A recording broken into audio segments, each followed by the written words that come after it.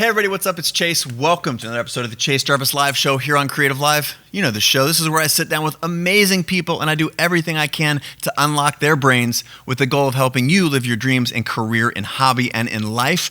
My guest today is a former pro athlete turned lifestyle entrepreneur. He is the best-selling author of 2 books, The School of Greatness and Mask of Masculinity. He's got a new show on Facebook. He's got I'm going to stop talking about all the things he's got because the list is long. My guest today is the inimitable Lewis Howes. Oh, man. In the house. Thank you, brother. Yes. Thank you.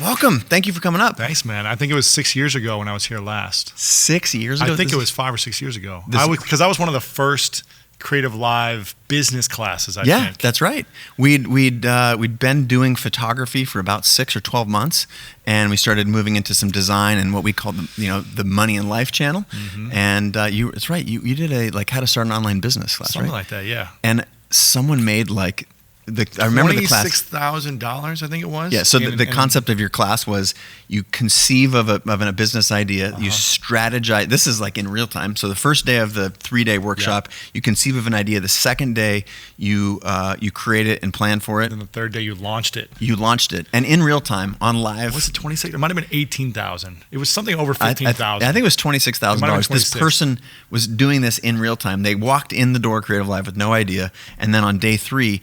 Everyone is literally launching their businesses, and this ticker was going up. And we did it live, kind of like we're doing live now. It was like a very meta thing. We did a live webinar on a live webinar. Yeah, and this person was making real legit money, and you can't create TV like that. It was fun. You kind of, what is it? Truth is stranger than fiction, or something like that. Yeah. It was so that was 6 years ago.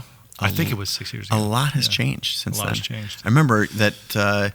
Pre-podcast. It was pre your podcast. And I know we had you on the show way back when, and you were doing a really good job. You just transitioned. I think your big story at that time was going from, I think you were injured from football, living on your sister's couch trying to figure out what was going on. Yeah, that was a few years prior, but I started building a business and then started teaching about how I did it all. Yeah, and so that was what the CreativeLive classes, and that was our first podcast. Then we did a second show. We're just this is history here. We're looking back. You can only connect the dots looking backwards, right? So we're connecting the dots looking backwards. We did a show in LA as a part of the 30 Days of Genius series. Yep. That was what, year and a half ago? That was 2 years ago. 2 years ago. That was weird though, because you remember I interviewed you and you interviewed me in the same day. Yeah. We both have podcasts. Okay, you want to be on my podcast? Yeah, while you're doing yours, let's do mine too. So we said the same thing over. Yeah, and we're halfway through the show going, did we talk about this in this show or is this the last show? We should have just shared the same interview. We should have, and now we would. Yeah. Now we know better. So anyway, let's. That was looking backwards. We're gonna shift gears now, and we're gonna look forward. You have just recently launched Inspiring Life with Lewis Howes, a new show on Facebook Watch. Yeah. What's the story there? How'd it happen? It was always my dream to have a talk show. About 10 years ago, I remember watching Ellen. Are there any Ellen fans? Ellen? Yeah. I remember watching Ellen when I was on my sister's couch because she kind of gave me that inspiration for the day that I was looking for. Yeah. My sister had a dog. She was at work all day, and she had a dog named Lady, a golden lab, that would kind of lay on my lap all day. Lady. Oh, sorry about that. Yeah, exactly. And we would watch Ellen. And I remember being inspired by Ellen and thinking to myself, wouldn't it be cool one day to just be on her show and dance with her on stage? And this was 2008, 2009, somewhere around there. And it actually happened last year where I got on Ellen and I got to dance with her on stage. And I remember saying to her, I was like, this was a dream of mine about 10 years ago. And thank you for letting me manifest this. And she was like, this is amazing. I remember that show. Yeah, it was fun. It was cool. And I also thought during that time, I was like, it would be cool to have my own talk show to where I could kind of do what Ellen's doing or what Oprah was doing. Yep. They were kind of my role models, right? They were the ones that I wanted to be like, but I just didn't have any credibility 10 years ago and didn't have the experience and didn't have a lot of belief in myself that I could do those things. So I spent the last 10 years developing credibility, developing experience, and skills. And I think we gain belief the more we take action on something because we develop skills in that action taking. Yeah. So that's all I've been doing for the last decade is just acquiring new skills, mastering them, taking action, implementing something, putting something out there and seeing what works, and then going all in on that thing if it works. And the first thing I tried was I was teaching LinkedIn early on, and I launched a webinar on LinkedIn, and it brings it full circle back to my CreativeLive classes.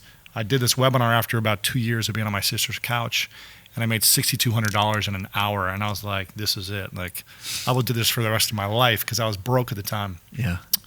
And I went all in on that, and then went all in on the next thing and just kept mastering things until I had so much credibility in it and so much belief in myself that I could then use that energy and say, okay, now I want to launch a podcast. I have no clue what I'm doing, but I just did this other thing for 3 years by going all in.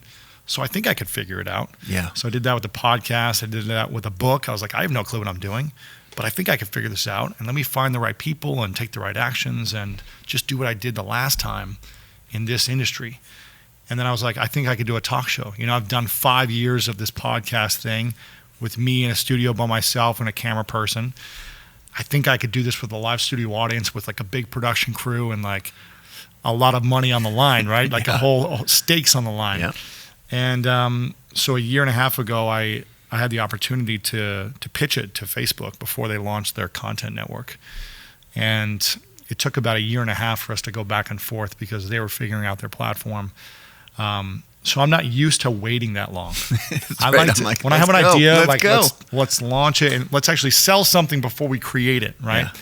And that's what we did on the CreativeLive show. We were like, sell this, see if people want it, and then go create it. Yeah. Pre-sell it, right? You did that with Podcasting Week. You said, hey guys, if you want this, like you can buy it, but we're not going to give you anything right now. Yeah, and then the interest is high. You're like, yeah, this is really happening. Now people want this. Now let's deliver it. Let's create it. If no one bought it, you would still do it, but I wouldn't do it, right? If no one bought something that I put an idea out there, I wouldn't go create it. As an independent, independently, I'd be like, okay, well, that saved me 6 months of my life of not having to create something and create a logo and presentation and videos. It just saved a lot of time. So I always like to launch something or sell something first and then create it once people tell me they want it. But let's go back to the Facebook Live show. So now you just wrapped your fifth. Just wrapped it, 5 episodes in the first season. It was once a week for 5 weeks. Congratulations. Thank you. That's huge. So it was fun. How does it feel? You had this vision more than 10 years ago. How does it feel? It feels good, man. It feels really good because I think a lot of people have these visions and dreams that die. Like they always die off. I hear this from a lot of my friends. They've been talking about launching a book for 10 years and they're still working on the outline. They've been talking about doing a podcast. Not to put anyone on the spot, how many of you have been talking about doing a podcast for a long time, but now you're here and you're going to launch it, so it's good. You're taking the action. That's right. But I think a lot of people have these visions and dreams that they don't even try out of fear of 3 things, the 3 common fears: the fear of failure, the fear of success, and the fear of judgment. And those 3 fears, I think, hold a lot of us back. Yeah. My whole life, I was never afraid of failure or success because I knew those were the foundational blocks towards achieving what I wanted. Mm-hmm. And I knew I wanted to have the success and the achievements because I could handle that responsibility and pressure that a lot of people are afraid of having. Mm-hmm. It was the judgment what I was afraid of, that I would take action on something, but the criticism I would get would eat me alive. So I was very defensive. Like any negative review on my book, I was like, screw you, you don't know, what it's like to write a book, all these things. And where was I going with this? But the Facebook show. Yeah, just how did you feel? It feels good because for me, every time I bring something full circle, it just confirms that I'm capable of doing anything I want. It doesn't matter how small or big the project or idea or dream is. Like getting on Ellen, that was a big moment for me because it was like this huge stage that I was like, only like the biggest celebrities in the world get on. So why would they let me? At 23, busted with a broken arm, like why would they have me on there? And so for me, it was a great confirming moment. Like, man, you've worked your butt off to even get to the position to have the opportunity to be on the show. And the same thing for the Facebook show, like whether or not it goes another 100 episodes or nothing happens, it's a confirmation that, okay, Lewis, you did a lot of work for 10 years and you're capable of doing what you say you want to do. You're capable of manifesting the thing that you have a vision around. Yeah. It may not be exactly the way you want it to be. It may not be this perfect thing that everyone celebrates in the world, but you did it. Yeah. And that for me is a huge thing, bringing things full circle, because I just feel like that creates so much momentum for me. Like I just am unstoppable feeling inside. And self-doubt is the killer of dreams. Yeah. And if we don't believe we're capable, then why would we even try? There's something so prudent and powerful about actions and actions realized. Like you have it, and then actually doing the thing is, as you said, it's key to unlocking that personal power that we all have. Just to be clear, a lot of people, their big goal is making their bed every day. And yours is having a talk show, and being on Ellen. These are huge goals. Do you ever feel afraid that you're setting goals that are too big for yourself, or that are unreachable? I feel scared if the dreams aren't big enough. I feel like I'm playing too small.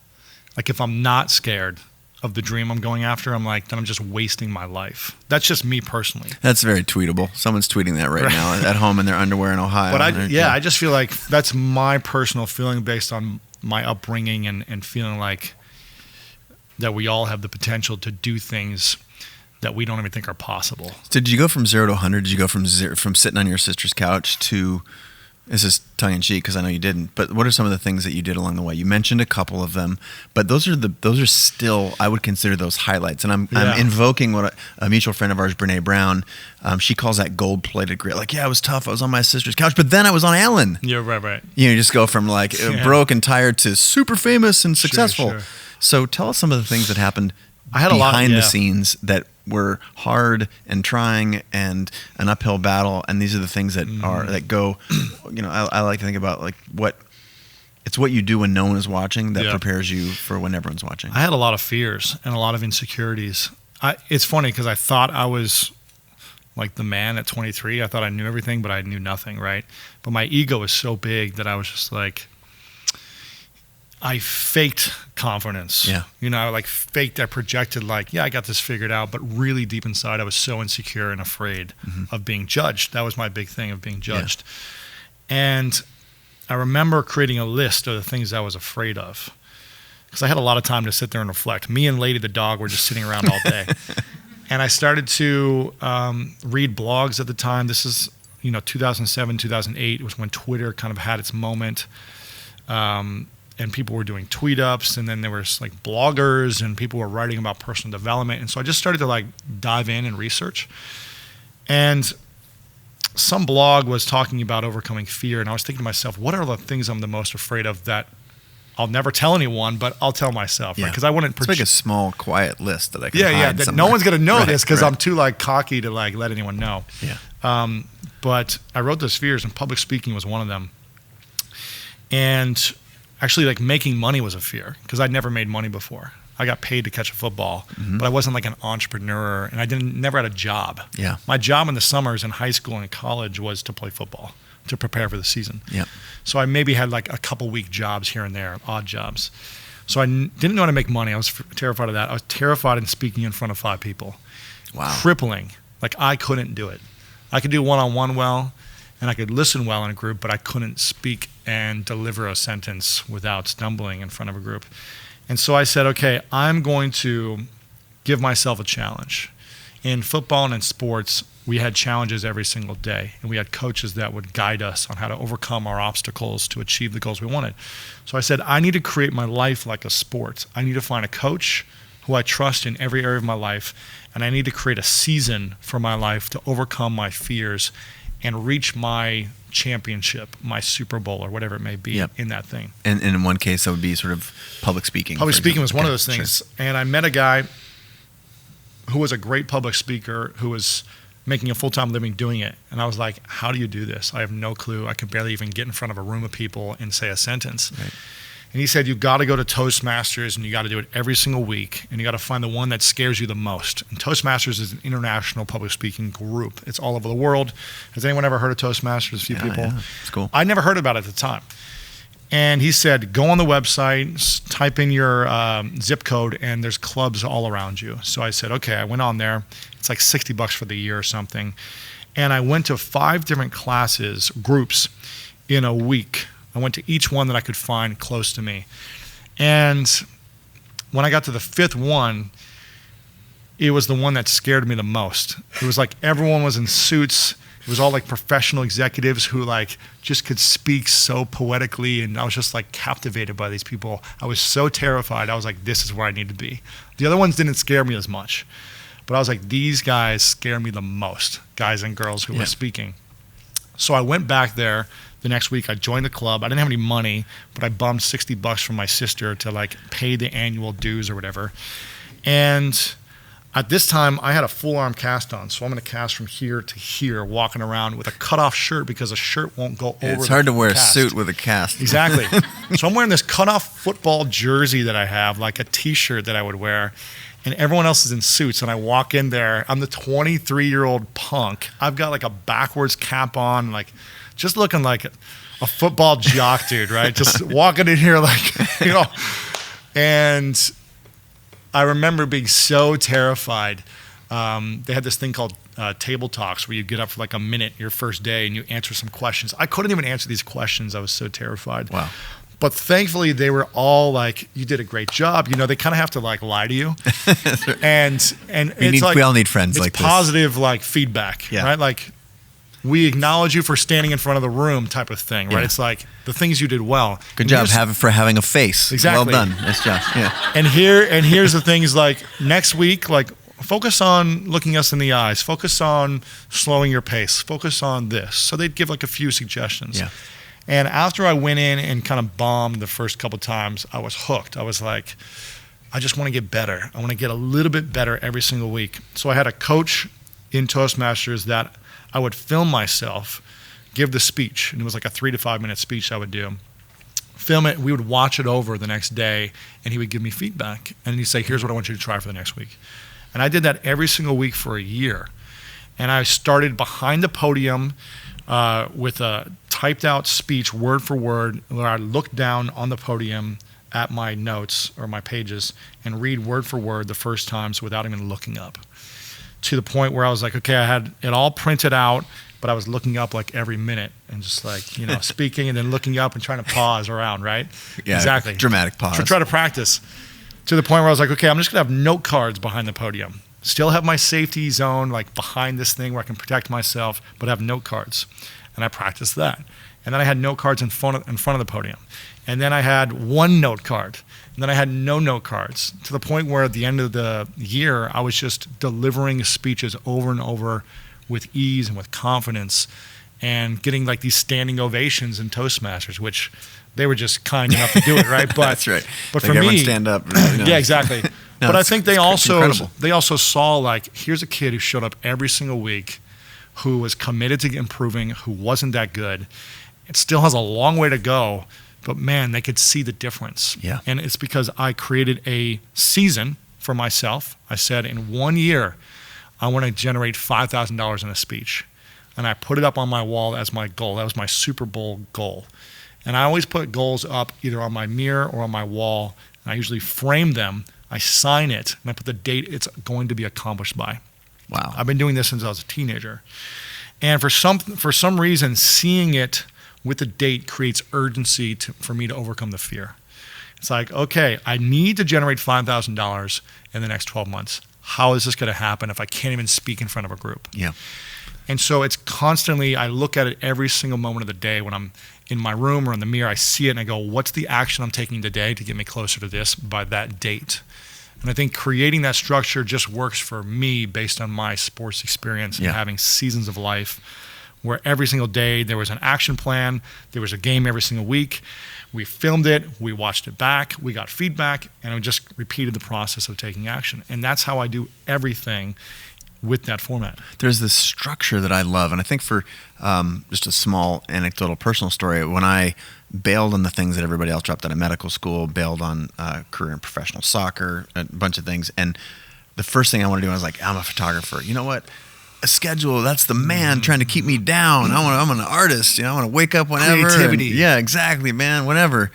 And that worked for a little while, and then it stopped working because life happens and things get in the way, and you get busy and you get distracted. And then I started experimenting with this thing called a schedule and some sort of a framework. For me, it was a little bit different than what you talked about, but this is a really common thread from, we've had hundreds of guests in the show, and there's like an action plan. It's not just random action. It doesn't have to be like to each their own. And you had your own way. It was framing a goal and doing something every week. Whatever the thing is, I've found that having some system works. I know you've talked to a lot of people. Is this how you have achieved all of the success? How do you think? Yeah. Yeah, because some sort of a framework. I create a framework. I create a season and a goal. It usually starts with a seed of a dream. Okay, my dream is to be on Ellen. Yep. Okay, well, that's not going to happen in this season of my life. It might take 3 years, 5 years, 10 years, 20 years. It may never happen. But if it were going to happen, that dream, what's the goal in the next 3, 6, 12 months that's going to put me closer towards it? So for me, public speaking, the dream was to speak in front of stadiums, 50 to 100,000 people at a time. But I was like, how is that ever going to happen if I can't speak in front of 5? 50,000, but I can't even speak in front of 5. So for me, it's planting and just visualizing the big dream, but then saying, okay, what's the steps to getting my first $5,000? I think there's a lot of folks out there who are like, okay, that's cool, but I can't possibly chronicle and back out, deconstruct the steps from sitting on my sister's couch with a broken arm to being on Ellen. So do you make those things up? Do you like fictionalize them? Make up the steps? Or, like, I don't know. Like I find coaches and mentors. I find people who've already done it. So actually at Toastmasters, there was a guy who had a book that was featured on Oprah. So I'm picking his brain. I'm asking him. I'm learning from him and how he speaks. I'm reading his book. I'm asking him, did you connect with someone? Like talking about building relationships with publicists and being on local press and regional press. And so I was like, okay, let me try to get like a blog written on like a popular blog. Then let me do, because he was like, if you want to be on Oprah or Ellen, you've got to be able to perform in front of a live studio audience. You got to be able to deliver short, bite-sized answers if you only have 3 minutes on TV. Right, 3 to 5 minutes. And I didn't know how to do that. Right, I learning public speaking in front of a group, but I didn't know how to answer television based prep, on what media they. prep, What was going to like make it hooky, poppy? What was the thing that they were to say? We need you to come back every month and talk because you're amazing. So I studied that as well. So there's many parts of, I knew that I had to build a credible brand. I knew that I had to create results in business that were credible. I knew that I had to have an image that looked, Ellen or Oprah proof. I knew I had to write a New York Times bestseller. I knew all the elements. Sure. And how did you know these things? Like, to be clear, like, what you're really doing is you're just looking at other people who've been there. Researching just constantly. And this is, I think, that thing that keeps most people from, like, they tell themselves, oh, I don't know. And there's no map for being on Ellen. There's no place like look up on the internet how to be on Ellen. But what I'm hearing from you and what I think is what you're saying is like, look at the people who are there. What do they have in common? Oprah has a book out called like Sundays. Super Soul Sundays? It's something else. Something Sundays. Does anyone know what that is? Sunday Vibes? No, it's like Sunday Brunch? Lessons of Sundays or something like that. It's like her lessons from Super Soul Sundays. Yeah, it just came out like 6 months ago. And I'm flipping through it, and it's like all of her guests and kind of like a 1 or 2 page story from each one of them and their idea for life. And I'm flipping through this, and I'm like, man, I've interviewed that person and that person. And that. Like half the book I've interviewed the guests, that same guest that Oprah's interviewed. Yeah. And so I'm just, again, I was studying these people that Oprah was interviewing from an early age, or who was on Ellen. I was studying people who were getting mainstream press, looking at their website. And I was like, what makes me interested in their site? Why do I want to stick around on their site longer? And then I just would interview designers. I would interview programmers. I would just interview the people who built the sites and say, why does this work? Why am I fascinated? Why do I feel like this person's more credible than they actually are? Why do I want to opt in? Why do I keep going back? Why do I subscribe to their podcast? Why do I follow them on social media? And I just started just saying, how do I feel about this person? And what are the elements of their brand that makes them so fascinating? It's fair to say that you're deconstructing the success of other people, right? You don't have to, like, what is it? In order to know the stove is hot, you don't actually have to burn yourself. You can let someone else burn themselves and watch them and say, okay, I know not to touch that thing. It's hot. And by the flip side is like, when they found this success, they had done X, Y, Z to prepare for it. I think that's very simple. And I was the youngest of 4 kids. So I watched my older siblings mess up every week. Like they were making mistakes constantly. And I would watch the reactions of my parents. I would watch their feelings and emotions when they would get grounded. I would watch all these things. And so I was very observant as a kid because I was like this lonely kid that was just like the brat of the 4 that no one wanted to hang out with. So I got very good at observing people and fascinated with what are people looking at? What are people listening to? What makes people cry in a good way or in an angry way? What makes people come alive? When I asked this question, why did they light up? So for me, I was always just studying people. Yeah, human behavior. That's it. But I think deconstructing the success of others is the big sort of unknown commonality that will help in mastery. I want to go back to something you said earlier. You talked about mastering, in this case, public speaking, for example. And you talked about this sort of flywheel that when you can master something that gives you courage, and I think you used the word momentum. Yeah. So, like, how important is that? Is it about starting small? Is it about doing something that you didn't think you could ever possibly fathom? Like, what's your recipe for creating momentum? I think it's writing down your biggest fears, and the one that is the scariest, the one you think you could never do. Then it's creating a challenge for yourself to go all in and overcome that fear, because that fear is holding you back from confidence. It's holding you back from momentum. And until you conquer that fear, I'm not talking about like jumping out of an airplane or like picking up spiders type of fear. I'm talking about like the fears of, having rejection. Rejection, or like having that conversation with my husband that I've been wanting to have for 6 years, or having that, whatever it is, like speaking. For me as a teenager, it was talking to girls. I was terrified because I was rejected all the time. And I was like, all my guy friends have girlfriends and I don't. Like, what's wrong with me, right? Teenage challenges, things like that. And it's always the thing that I'm the most afraid of. That's what I want to conquer. So for example, like overcoming my fear of talking to girls. I was a teenager and just never, I think it was a fear of speaking in public as well. I just never felt comfortable with talking in front of people, let alone like girls that I was attracted to or had a crush on. And so I said to myself, I'm sick and tired of feeling this way. Like, I can't keep living this way. It's killing me inside, right? This is like every teenage boy's like struggle. And I said, every single time I see a girl that I think is attractive or cute or have like a crush on, because I would never speak to them before this, ever. Like, no way. I said, every time I feel butterflies, I'm going to go up and say hi. And man, did I crash and burn like the first week, because I was just... Everyone's like, Lewis is on a rampage. What's up with Lewis? Crashed and burned. But I created a structure for myself. I said, this summer, 2.5 months, here's my season.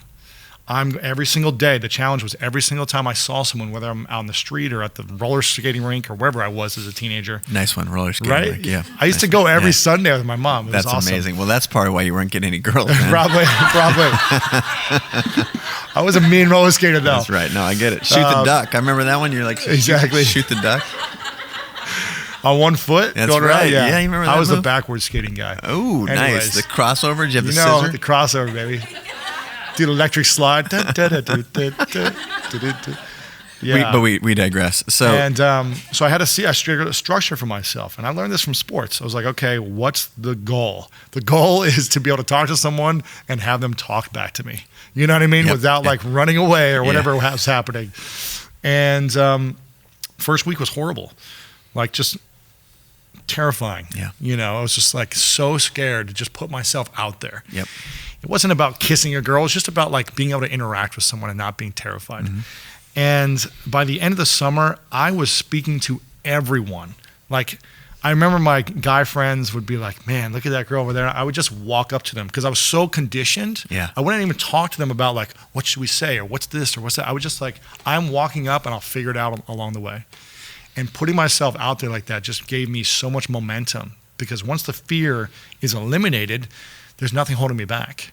Yeah. Once the doubt is gone, then I can go pursue the things I want. And at that point, it was pursuing girls. But I used that analogy and was able to pursue other things. And same thing with launching my podcast.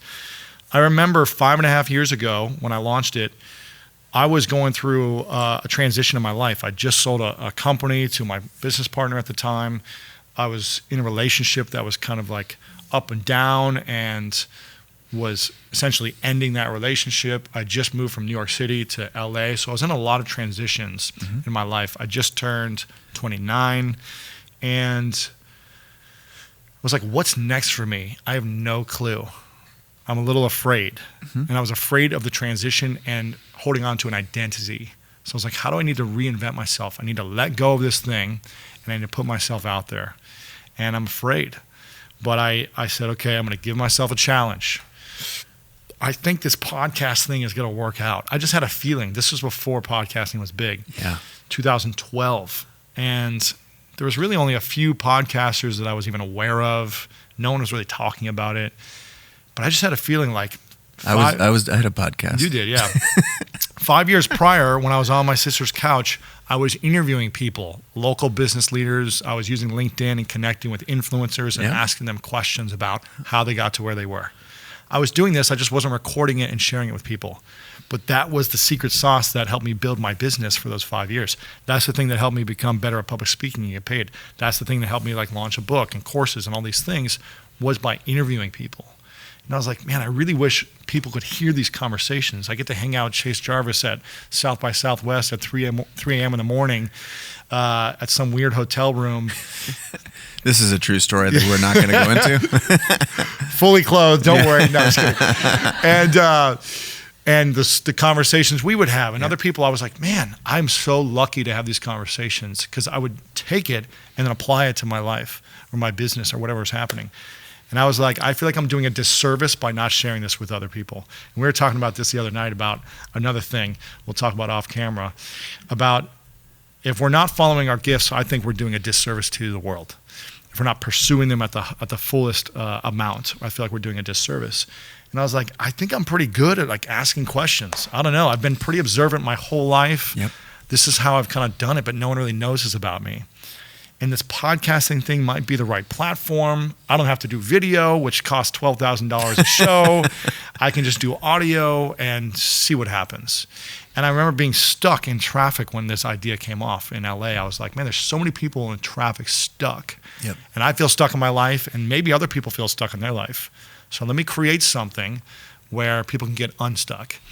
And the School of Greatness, the name came to me because I feel like I didn't learn anything in school, to be honest, except for studying people. And I was like, I want to share the things that I'm learning now that I wish they would have taught in school. How to manage overcoming fear, how to manage communication, how to manage personal finances, because I never learned about that, how to manage anything. And I called two people who had podcasts that I knew of at the time, Derek Halpern and Pat Flynn. And I was like, tell me about this podcast thing. Like, is it even worth it? Should I do this? Is it a fad? And they were like, this is the most fun I have in my business right now. The audience is the most engaged of my audience who listen to my podcast, and I can't get enough of it. And I remember I told myself, I was like, I'm not going to listen to a single podcast because I didn't want to be personally influenced by how someone else did their intro and their show. I was like, I just want to create the thing that I would want to listen to. What's that thing? I'm going to create it. And so I just started analyzing, like, how do I want it to feel, the energy, what I want people to take away from it, and how do I make it so every time they listen, they feel like they have to share it to 10 friends because it was that meaningful to their personal life. And that became the essence. I was like, started mapping it out. I was like, okay, this is how the intro's got to be. It's got to be inspiring. I got to have a quote because I like quotes. I got to have this. I got to say a message at the end that speaks directly to people's hearts. I was just like, and every guest has to be better than the last. That was the thing for me. I was one of your first guests, so I'm a little bit worried. Exactly. But that was kind of like the essence for me. I was like, it's got to be different. You talked about before about like you wanted to be different. You wanted to be great, but you also wanted to be different. Yeah. And I was like, my show has to be different. It can't just be another interview show that everyone's doing the same people. I'm sure there's going to be some overlap, but I've got to find people that don't go on podcasts. Like I just had Kobe Bryant 2 days ago. I don't think he's ever done a podcast. And for me, it's like I will spend 2 or 3 years texting a publicist, following up with someone on email every single month for 2 or 3 years to get that one person. That could be the game changer, you know. And for me, that's what makes it different. That's what makes it unique. There's over 620,000 plus podcasts on iTunes. Yeah. Why would someone listen to yours? Why is someone gonna care? And you have to find your industry or your niche and see what's missing in that space, and then create the thing that you would want to listen to, but that no one else is doing at this point. I was able to get away with it at the time 5.5 years ago because there weren't that many podcasts. But now everyone's got a similar format of interview show, right? I don't even remember where I was going with that story, but no, it's great. I think we're still chronicling, I think, being different, not better. And how did you land with the School of Greatness? And I think just seeing that you had some friends that were getting joy and value from it, and you yourself wanted to provide a vehicle for this information. For me, it was figuring out what's my next step going to be, right? When I was stuck, and I was like scared of launching a podcast because I was like, well, what if this is a fad and no one's going to listen to it? Like, I don't have a platform anymore, so I got to start from scratch. I didn't have this audience because I sold it to my business partner. What if no one listens? What if, all these things I also felt. But I was like, okay, I'm going to give myself 1 year. And I'm going to launch it. Back to the season thing, right? I'm going to give myself. I'm going to give myself 1 year, and I'm going to commit to one a week for a year, which was a lot. That's a huge commitment. It's a lot of time. If you're thinking about starting a podcast, I do not recommend that right at the gates. But that's if you're trying. Unless you got a big audience already, then it's radical action. This is a mutual friend of ours, Tony Robbins. Like massive action. The first one, that's going to think. The first one was on my iPhone. I put it down here. It was in like a loud room. It wasn't perfect. But I had a guest that was like a big name, and I was like, I need to record this now or it may never happen. And I literally just pressed record and was like trying to speak over to it and like do this type of thing. And like people were opening doors and it was loud. But I was like, I've got a piece of content and it's really good. I'm going to put it out there. I'll try to edit it up the best way I can, but it's going out next week. And I think that's always been one of my gifts, is like launching and improving as I go, as opposed to this needs to be perfect. I need all the perfect equipment right now. I need this. I need the logo. I need the design of the website before I can launch my podcast. No, you don't. Yeah. Like, just get it out there and get it started, because probably no one's going to listen to the first 5 or 10 anyways. Yeah. But it's going to give you those practice reps, and it's going to start building momentum, and you're going to start to build belief like, oh, I can do this. Yeah. And it's not that hard after all. And so I did this for the 1 week, once a week for a year.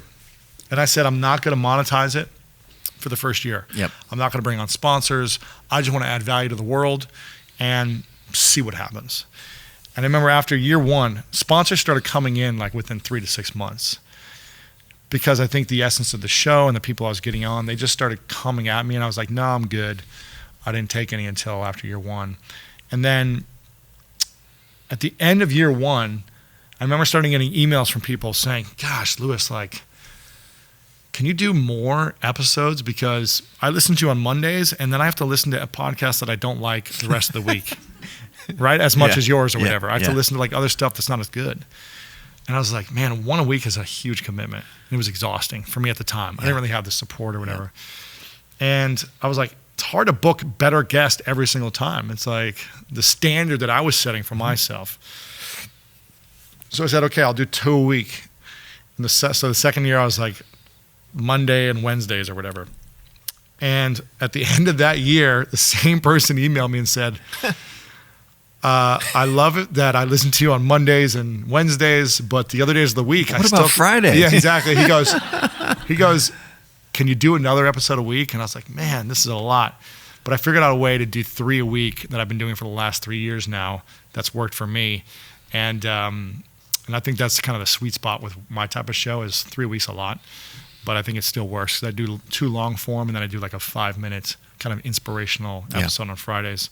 So it doesn't take a lot of time for me. But 2 a week is a lot. Yeah, 8 a month, pretty much 8 a month, but because you're constantly booking, and I'm the one booking. Yeah. So I'm running a full business, interviewing, writing books, doing events, speaking, doing all these other things. And you're still hustling talent.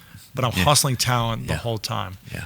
Which is really challenging. But it keeps you real too. Like if you're doing the outreach, and what I find is that I also have the relationship. You build a relationship, which makes the interview better, but it's just a lot of work. Yeah, I get it. So I'm going to go back a little bit. I think you have helped us. You painted a beautiful picture of starting something small. Start with what you have. Mm-hmm. launch, with iterate. a season. Yeah, with a season in mind and a goal at the end of that season. I love that structure. It's amazing. Let's talk about some of the things that didn't go well, because we talked, it was a very linear success.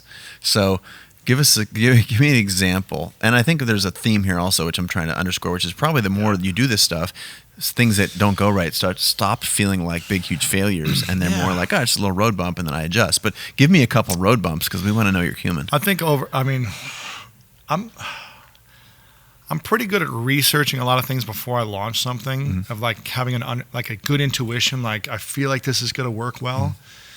And I've done enough things now that I feel like I understand. But have you ever blown the audio? You'd done a whole podcast and then you realized you forgot to hit record? No, but there was one that like I recorded and then like the audio broke or something, or like the editor couldn't figure out how to edit it. Like it wasn't even playing. Wow. So I felt horrible because I had to ask that person to do the interview again. Yeah. And that was like the worst feeling ever. So that was like a small thing. But I think, God, I'm trying to think. I try to overcommit to doing so many things that I get excited about. I think as my audience and opportunities grow, I'm like, let's do that and that and that and that. And then I have no time and I'm exhausted and then I burnt myself out. So I think it's learning, because I didn't have any opportunities when I started out. Yeah. No one cared about me. No one wanted to interview me. No one offered me any money for anything the first 2 years because I couldn't offer anything. Yeah. So I think it goes back to like, man, I'm getting so many cool things that are just like fun and interesting. And there's, and I have to turn down a lot of money now. So for a guy that was poor and broke and didn't know how to make money, the idea of saying, nah, I don't want that $20,000 is like crazy for me to think about still. Yep. And so but I also have to logically say, well, okay, saying no to this is going to create a much bigger opportunity over here and an abundance of something else and more time and freedom. So it's just learning how to balance all the opportunity and not doing everything average, but doing 3 to 4 or 5 things really, really well. All right, we've talked about how to shift gears, how to create momentum. We talked about mastery. We talked a little bit about some struggles and failures that might not be widely known or written about you. Let's talk about mindset for a second.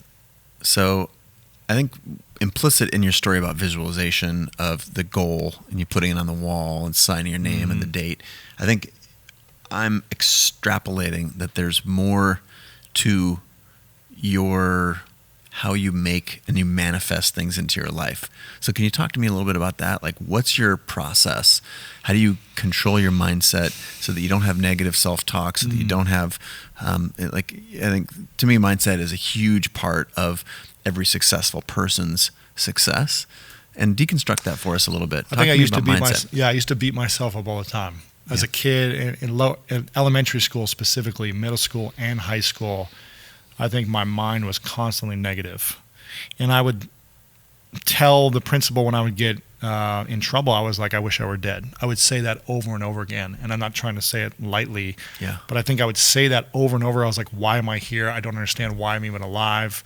I don't get the whole point of this. I was struggling in school. Again, the youngest of 4. I didn't have really any friends. I was in the special needs classes. I had a 2nd grade reading level in 8th grade when I got tested. So I just kept thinking like, something's wrong with me. Something's wrong with me. Why am I even here? What's the point of this? Yeah. There's no purpose for my life. I'm taking up space. I'm wasting everyone's time. Everyone says I'm annoying. So why am I even alive? And I think luckily I had some great, I moved to a private boarding school when I was 13. And I think that was the turning point for my life, because it was a very positive Christian-based school where there was structure, there was order, there was, we were waking up at 6 a.m., you had to clean the room, you had to make the bed, you had to study the Bible, you had to do all these things. You had 2 hours of study hall at the end, you had practice after class. And I was living in a dorm with 100 other boys, right? So I was around this community of boys that I felt like I had friends for the first time, because I didn't feel like I had friends growing up. And I started to develop my mind a lot, I think, in high school. And this is where I started to study people. And realize, okay, why is this person talking to me? Why are they interested in me? And when I got really good at sports, I realized everyone wanted to be my friend. And so I was like, okay, let me keep doing that because that's working. People like me now. And then when I lost my my ability to play sports, I was so terrified that no one was going to want to hang out with me anymore. Yeah, go back to childhood trauma. The skill that I had, now I no longer have. Like, my ego is stripped. So why would anyone want to hang out with me if I don't have this value? Yeah. And I went to a Tony Robbins seminar, actually, when I was like 15 or 16. My dad bought me a ticket and my mom to go in St. Louis, Missouri. And I remember it was like a 3-day event, and there was all these like Super Bowl winning sports coaches and athletes, and it was like Donald Trump was there at the time. Actually, it was funny. Yeah, this was like back in 1996 or 7, right? 20-something years ago. And I remember it was funny, Larry King was there too. And I've interviewed Larry King now, so it's like so funny. And so all these people were there were kind of like my heroes at the time, like these sports heroes. Maybe not Donald Trump, but everyone else was like, a sports hero or a coach. And I got to meet these people. And I remember there was 15 to 17,000 people in this arena, huge arena. Yeah, Tony packs it in. And I'm like 16 years old, 15, 16. And I'm sitting kind of like, call it the 50-yard line of this arena, right? Like the middle the middle back. Middle back, right? But I'm in the aisle because I'm 6'4" at 16. So I'm like, we got to sit in the aisle so I have leg room. This is like rows. And at one point, Tony, who's larger than life already, he's on stage. He's a huge human, 6'8". And his energy is so big on stage. Yeah. Like you could feel it throughout the whole arena. He gets off stage. I'll never forget this. He gets off stage. They're playing the song "Don't Worry, Be Happy" as he's walking around. It's like whistling, don't worry. And he comes around and he's like walking closer to me. And I'm like, oh shit, this guy's big. Like he keeps walking closer and closer. And then he stops like this close to me. He doesn't look at me, but he's looking out above my head and just kind of speaking to the audience. And I don't remember what he said, but I remember the way he was making me feel, like the energy he possessed in that moment. I was like, God, I want to have that. Whatever that is, I want that. Because I didn't feel that at the time. Yep. And I was like, whatever that is, that confidence, that belief, that presence, that was just so magnetic. It was like vibrating in my heart. I was like, I want to be speaking in front of arenas of like 15 to 50,000 people doing this, but I have no clue how it's going to happen because I have no clue why I'm even alive. I have no clue what's happening in my life. I have no purpose, nothing. So I got to start getting to work. But was it high school that started to give you that structure? High school gave me that structure. Yeah, I mean, middle school I started in 8th grade, but the high school was really the structure. Living in a dorm as a boarding student gave me that structure, and it was really powerful because I didn't like the structure at first, but then I craved it, and I was like, sounds wow. familiar. And I was like, structure allowed me to have more freedom. Yep. And it's probably the same with an artist. Exactly. Like, if you're just like, go shoot a photo.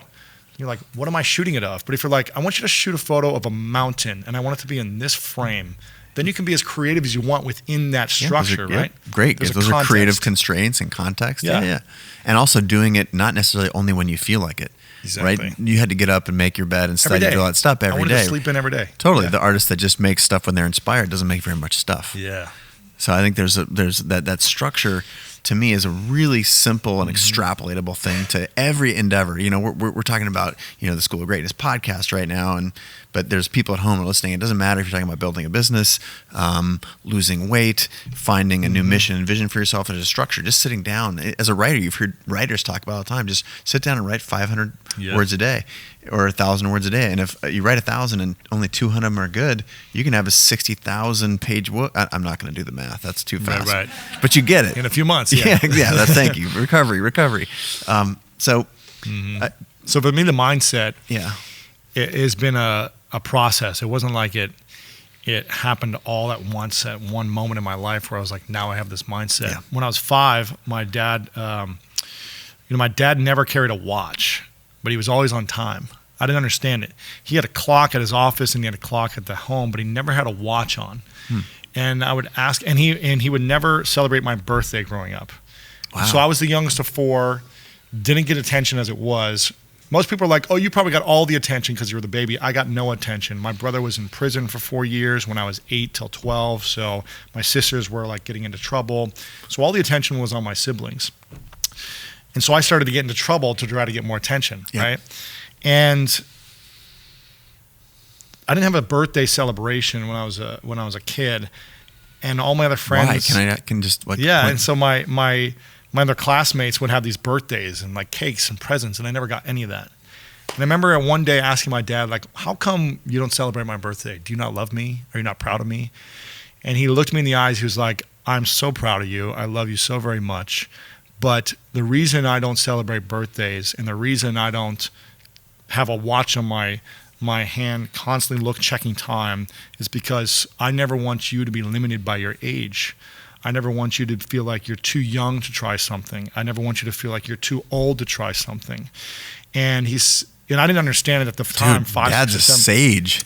It's amazing. But he was like, so many people that I'm around say they can't do something because I'm this old, I'm this young, I'm whatever. I don't have enough time. There's not enough time in the day. And he said, I never want you to be limited by your age. So never think about your age as a limiting factor. Wow. And so, I still was like, yeah, but I want some cake. It's like, how about a birthday present? I know, right? I was like, just give me some cake, celebrate me for a moment.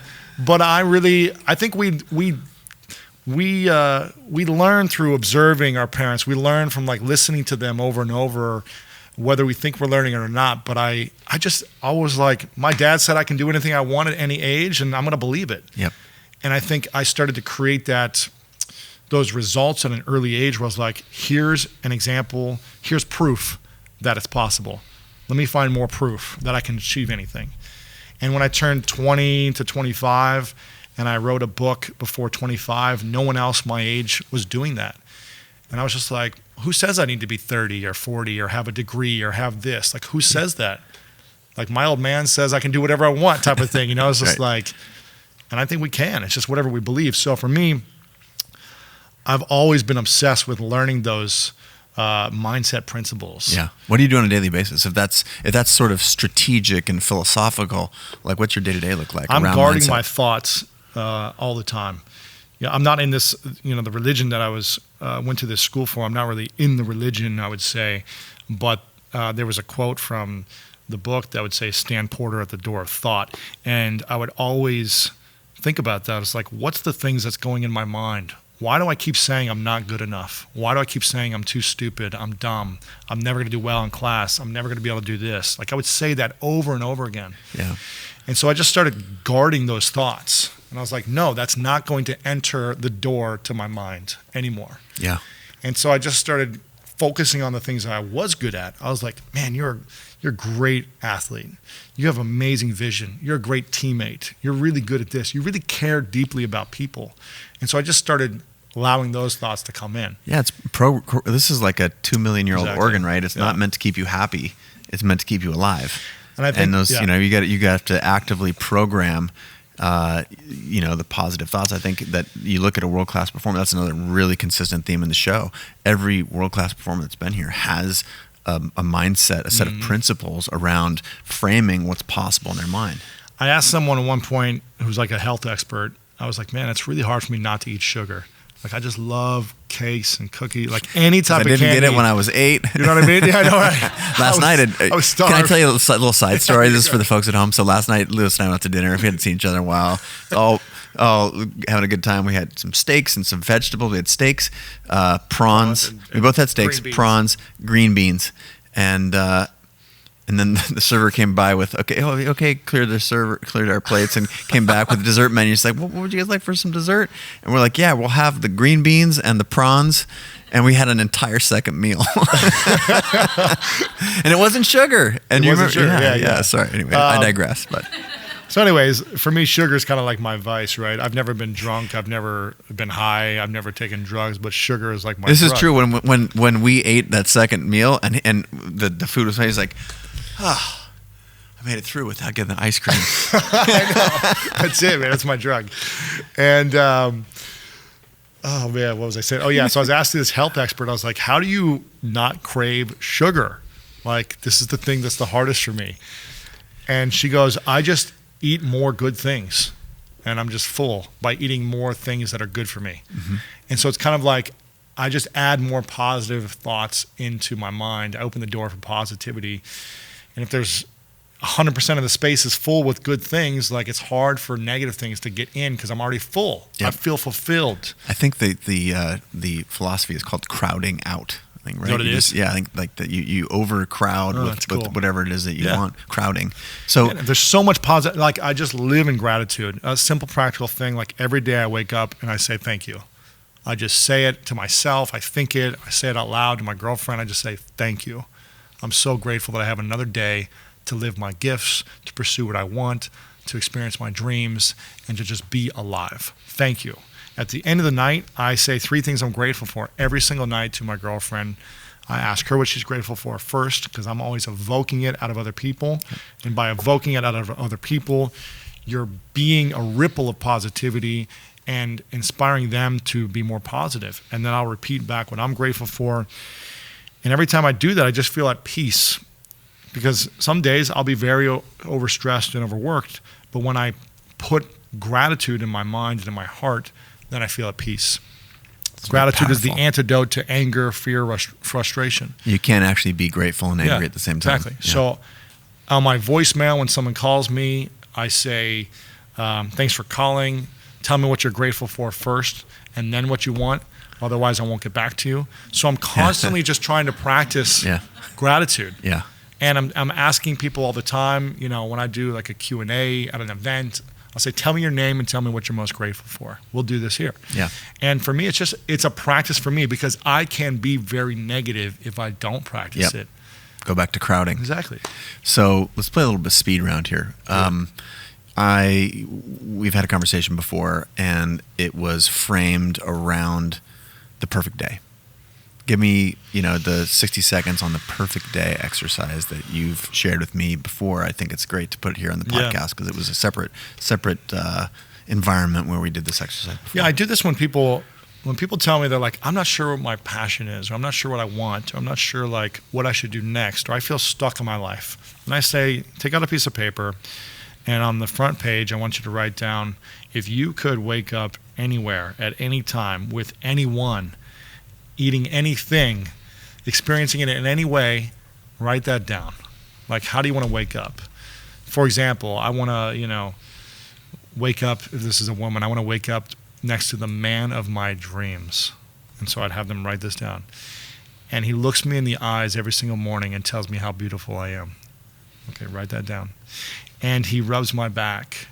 And he opens the curtains to a beautiful ocean view, or a beautiful mountain view, or a beautiful tree view. We make coffee together.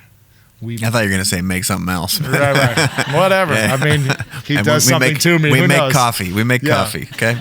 And it's like writing in detail, descriptive detail, what would that perfect day be like? Yeah. And imagining every moment, where are you? What are you doing? What are you creating?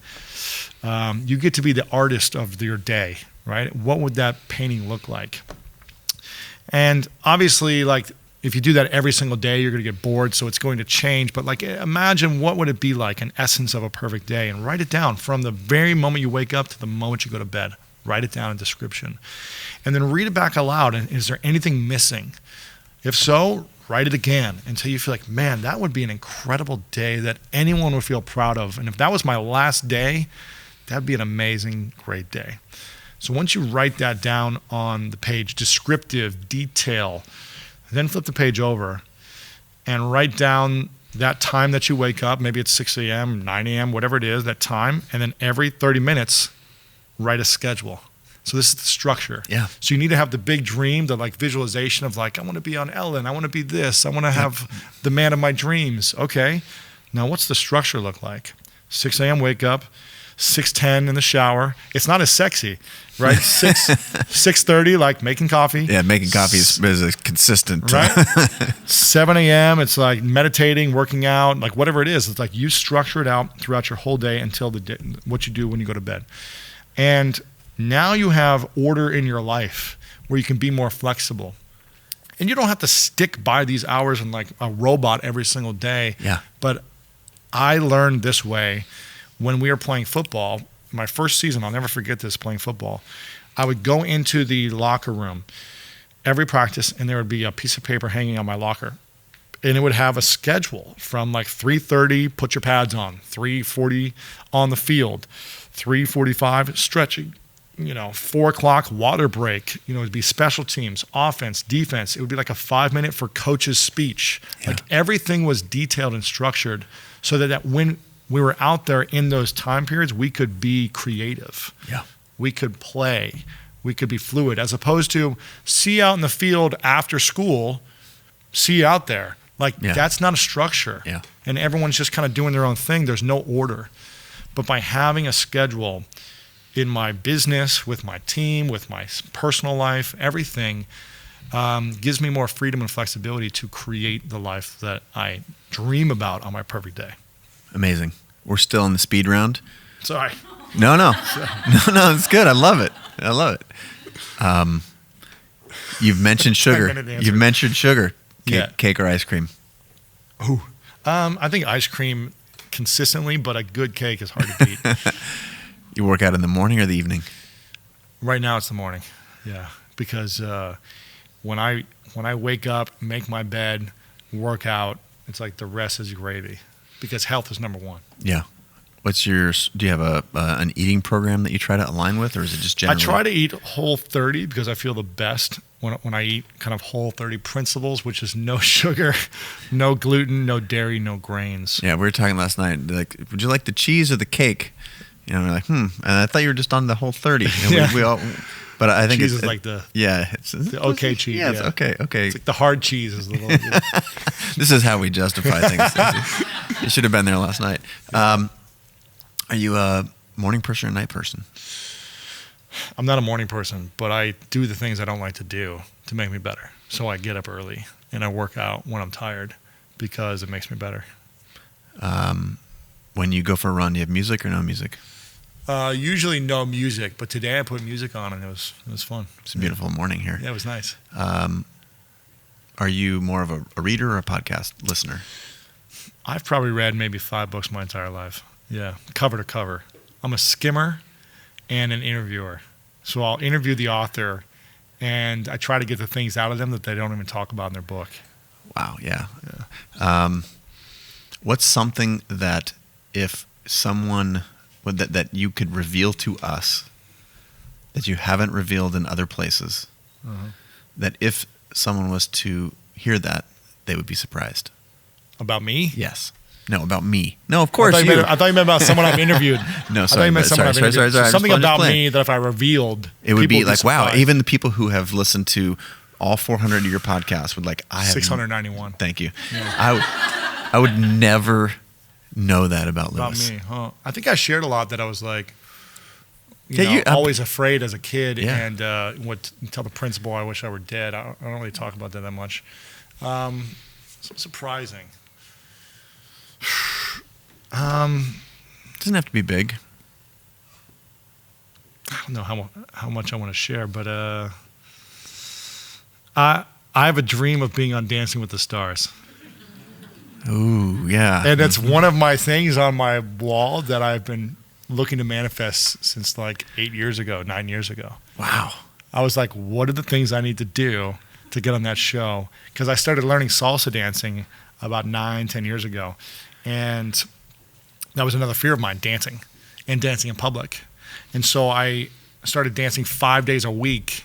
I was a truck driver at the time, driving from Columbus to Cincinnati and back. It was about a 6-hour total thing where I was driving car parts in a huge truck that was the biggest truck you could drive with a normal license before you had to get a trucker's license. So I would drive that 2 hours down to Cincinnati, drop off car parts, drive back. It's about a 6-hour journey total. And I would listen to salsa music the whole time down and back in a CD that my friend made for me of the salsa hits. I would watch YouTube video tutorials every night and practice by myself like I was dancing with a partner in a mirror by myself. Wow. And I would go out 5 nights a week and practice until the fear disappeared because I was terrified to dance in front of people. So at that time I was like, man, Dancing with the Stars, this would be incredible, but I'm not famous. I'm a nobody. I'm just like this white boy from Ohio. Like, what are the steps to getting there? I was like, okay, I'm going to manufacture this. I'm going to manifest it. And I actually thought I had a chance this time being on, but it was maybe only in my own head that I had a chance. But, I'm working on it. Well, hey, man, if what you have accomplished in your life is any indication, we will look forward to seeing Yes, you. you see it. Everyone's got to vote for me. That's right. We'll see you on Dancing with the Stars very, very soon. Yeah, exactly. I'm so grateful for your time, bud. I really appreciate you making the journey. Please help me by saying goodbye to Lewis Howes. Give him a big CreativeLive shout out. Thank you so much, bud. Thanks, bud. Much appreciated. All right. That's about a wrap for the show. I want to say thanks for tuning in, and we'll be back again hopefully tomorrow.